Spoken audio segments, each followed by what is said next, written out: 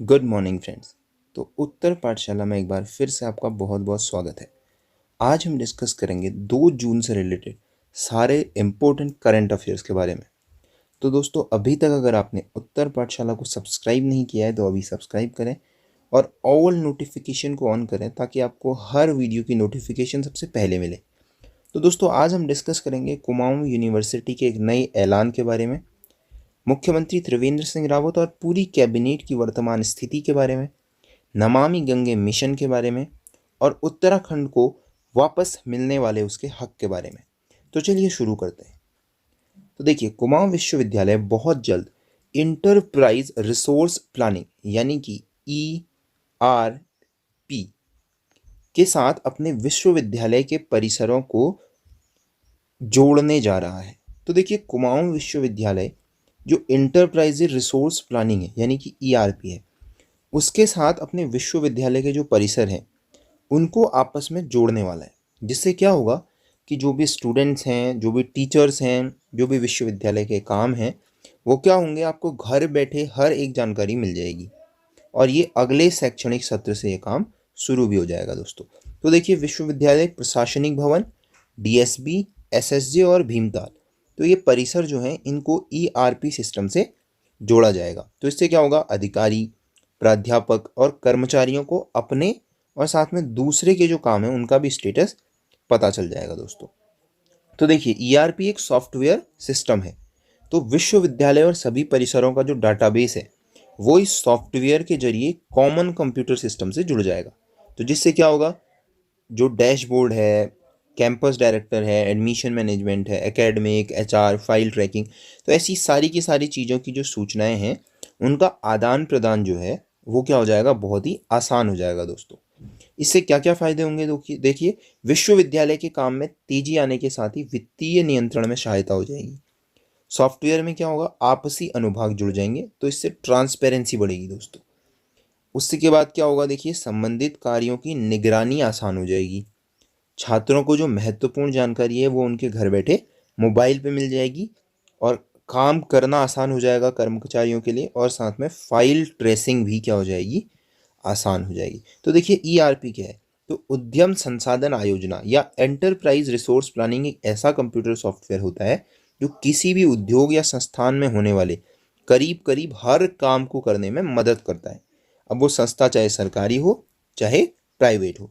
तो दोस्तों, ERP जो ये एंटरप्राइज रिसोर्स प्लानिंग है, इसकी कुछ कंपनियां जो हैं वो बहुत फेमस हैं, इंडिया की भी और वर्ल्ड की भी हम कह सकते हैं।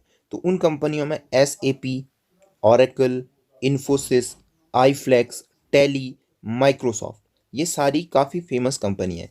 आपने टैली का नाम, माइक्रोसॉफ्ट का नाम खासा सुना होगा। तो इससे आप आसानी से समझ सकते हैं कि ये जो फील्ड है ये होता क्या है और कैसे काम करता है। तो ये थी पहली करंट अफेयर की न्यूज़। अब देखिए, कुमाऊं विश्वविद्यालय के बारे में अगर हम देखें दोस्तों, तो कुमाऊं विश्वविद्यालय नैनीताल, ये उत्तराखंड में स्थित है, कुमाऊं रीजन में। तो इसकी स्थापना हुई थी दोस्तों 1 मार्च 1973, 1 मार्च 1973 को। और वर्तमान में इसके प्रोफेसर कुलपति हैं प्रोफेसर NK जोशी। तो चलिए अगली न्यूज़ देखते हैं। नमामि गंगे कार्यक्रम। तो उत्तराखंड में जो नमामि गंगे की परियोजना चल रही है दोस्तों, इसके लेकर प्रबंधन जो है वो एक चिंता बन गया है। अब आपको पता है लॉकडाउन में क्या हो रहा है, मजदूर जो है वो अपने अपने जिलों को, अपने अपने राज्यों को वापस जा चुके हैं। ऐसे में नमामि गंगे के जो कार्य छूट गए थे उनको करने में बड़ी ही दिक्कतें आ रही हैं। तो देखिए, उत्तराखंड में नमामि गंगे के तहत गोमुख से लेकर हरिद्वार तक 15 कस्बों में 21 सीवरेज ट्रीटमेंट प्लान बनाने थे और 65 नालों की टैपिंग का कार्य करना था। तो 15 सीवरेज प्लान थे और 65 नालों की टैपिंग का काम था। लेकिन हुआ क्या है, देखिए, 13 STP का निर्माण हुआ है। 15 में से 13 STP, 21 सीवरेज में से 13 STP का प्लान हुआ है और अभी तक 51 नाले टैप किए जा चुके हैं, यानी कि अभी भी काफ़ी काम होना बाकी है। तो इस काम के लिए देखो क्या हुआ है, लॉकडाउन होने पर STP निर्माण और नालों की टैपिंग का कार्य भी ठप पड़ गया है, क्योंकि क्या हुआ है दोस्तों, मजदूर जो हैं वो मजदूर अपने अपने घरों को चले गए हैं। तो अब ऐसे में क्या है, देखिए, जो नमामि गंगे के अंदर है उसमें ये कहा गया है कि जो मुख्यमंत्री की तरफ से, उत्तराखंड की तरफ से जो कार्य होगा उसमें आप क्या कीजिए, पहले एक लिस्ट बनाइए जो बाहर से स्टेट से बुलाए जाने हैं, और उसके बाद उन लोगों की लिस्ट बनाने के बाद आप उनको उन राज्यों से संपर्क कीजिए और मजदूरों को लेकर आइए और इस काम को कुंभ मेले से पहले पूरा करने का कार्यक्रम है। तो देखिए दोस्तों, नमामि गंगे एक इंटीग्रेटेड कंजर्वेशन मिशन है। तो इसको यूनियन गवर्नमेंट ने जून 2014 में लॉन्च किया था 20,000 करोड़ के बजट के साथ में। तो ये एक तरीके से आप कह सकते हैं जो गंगा नदी है उसकी स्वच्छता, उसके कंजर्वेशन के ऊपर काम कर रहा है। तो चलिए फिर देखते हैं। तो दैनिक जागरण के साथ वेबिनार में उत्तर प्रदेश के मुख्यमंत्री योगी आदित्यनाथ ने कहा है कि दोनों राज्यों के मध्य जो है परिसंपत्तियों को लेकर अब कोई विवाद नहीं है, असेट्स को लेकर कोई भी विवाद नहीं है, और देनदारियों का जो मामला है उसे भी जल्दी पूरा कर लिया जाएगा। तो देखिए, उत्तराखंड के 950 करोड़ की देनदारी उत्तर प्रदेश के ऊपर है। तो दोस्तों देखते हैं कि ये ओवरऑल न्यूज़ क्या है। तो देखिए, उत्तर प्रदेश पर करीब 955 करोड़ की देनदारी है। इसमें वन विकास निगम है, परिवहन विभाग है, ऊर्जा निगम है, खाद्य विभाग है। तो इसकी राशियां वापस आनी है उत्तर प्रदेश की तरफ से। होता क्या है दोस्तों, जब दो राज्य बनते हैं, एक राज्य से दूसरा राज्य अलग होता है, तो जो राज्य हैं उनके बीच में उनकी परिसंपत्तियों का और कुछ पैसों का हिसाब किताब होता है, क्योंकि बहुत सारे निकाय, बहुत सारी बिल्डिंग्स, बहुत सारी चीज़ें एक राज्य से दूसरे राज्य में शिफ्ट होती हैं। तो जब उत्तराखंड अलग हुआ था तो इसके साथ ऐसा कुछ नहीं हुआ था, और इसके असेस जो हैं, इसका जो पैसे हैं या देनदारी है वो पूरी नहीं हुई थी। हाल ही में आपने रोडवेज की तरफ से दायर कोर्ट केस की भी मैंने करंट अफेयर पे बातचीत की थी। यहाँ पे देख सकते हैं आप, परिवहन विभाग के 250 करोड़ रुपए भी देने हैं।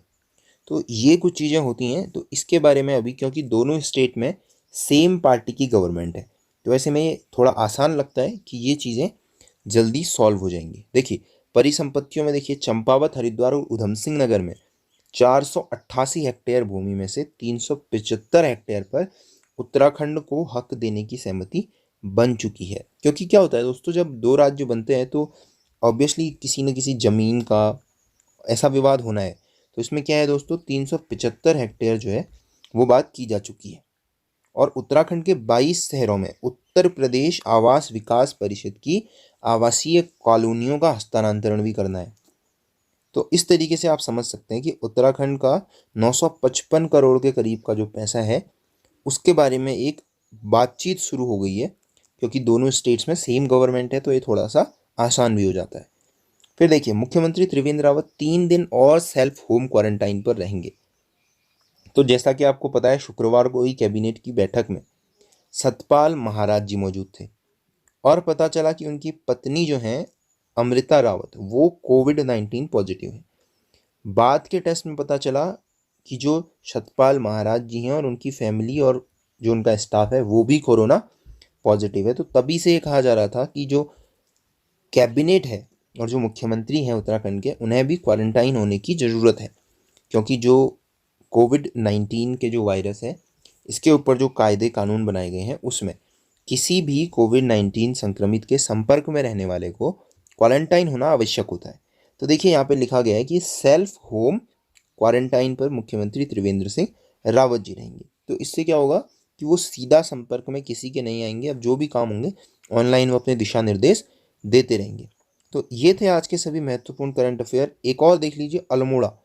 अल्मोड़ा में जो प्रवासी लौटे हैं दोस्तों, उन्होंने क्या किया है, 10,000 रुपये प्रति व्यक्ति का कारोबार किया है।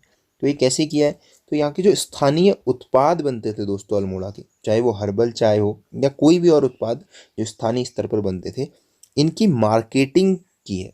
अब आपको पता है कि जो वापस उत्तराखंड आए हैं जो प्रवासी, वो काफ़ी स्किल्ड हैं।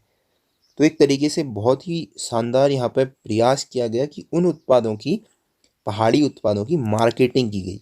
अब ये मार्केटिंग किनकी की, जो स्वयं सहायता समूह है, वो हर्बल चाय, बिस्कुट, जैम, जूस जो भी बन रहे हैं, इनकी एक अच्छी मार्केटिंग अगर की तो उससे देखिए क्या हुआ है, 10,000 रुपये का प्रति व्यक्ति का कारोबार हो रहा है। एक एक हफ्ते में आप देख सकते हैं 10,000 रुपये का कारोबार हो रहा है। तो ये काफ़ी शानदार एक पहल अल्मोड़ा में जो प्रवासी वापस लौटे हैं उनके द्वारा की गई है। तो ये थे दोस्तों आज के सभी इंपॉर्टेंट करंट अफेयर्स जिनके बारे में हमने विस्तृत चर्चा की। तो मैं एक बार फिर से आपसे कहता हूँ कि चैनल को सब्सक्राइब करें, वीडियो पसंद आती है तो लाइक करें, और सारे स्टडी ग्रुप्स में आपके सारे कॉन्टैक्ट में शेयर ज़रूर कीजिएगा। Thank you, till next video.